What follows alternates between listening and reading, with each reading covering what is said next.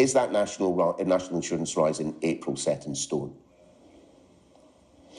Yes, it is going ahead. It was approved by the whole Cabinet. It was passed by Parliament with a significant majority, and the money is needed to fund the NHS. Well, I can't be the only one old enough to remember Boris Johnson promised an extra £350 million a week for the NHS if the public voted for Brexit. Let's talk about the 350 million, which is so beloved of everybody who interrogates me. Take back control of huge sums of money, £350 million a week, and spend it on our priorities, such as the NHS. You're wandering around this country with a dirty great lie on the side of your bus. No, because that gross figure is the right figure. On this figure, £350 million for a week, firstly, it's disputed by pretty much anybody on the amount. People say to me this is a mythical sum. Actually, it's not a mythical sum.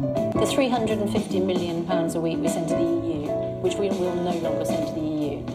Can you guarantee that's going to go to the NHS? No, I can't. And now he's hiking taxes to their highest level in 70 years to pay for the NHS. He's delivered Brexit. Let's just leave on a shelf the fact that Johnson sold his oven-ready deal to Parliament on the basis of this. They should believe exactly what I say, which is there will be no checks on goods going from GB to NI. A barefaced lie. The Brexit deal assumed that Britain would put checks on some goods moving between Great Britain and Northern Ireland. And this. I want to make it absolutely clear that under no circumstances, whatever happens, will I allow the EU or anyone else to create any kind of division down the Irish Sea.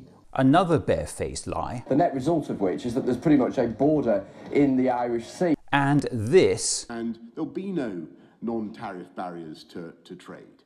Another barefaced lie.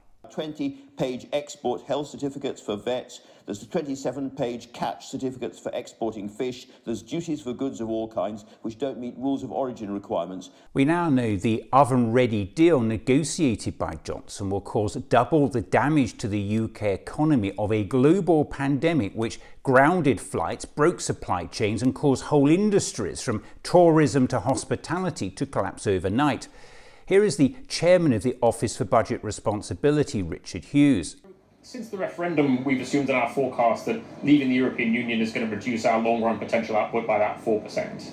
And in our most recent forecast, as I mentioned, we think that the effect of the pandemic is going to reduce that potential output by a further 2%. And so far, the data that we've seen of the impact of Brexit, especially taking into account the fact that the new trading arrangements came in January, is broadly consistent with that assumption that we had, which is that it would reduce our long-run GDP by around 4%.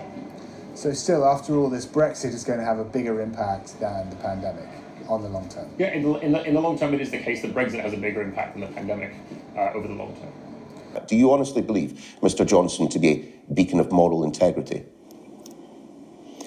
Yeah, yes, I do.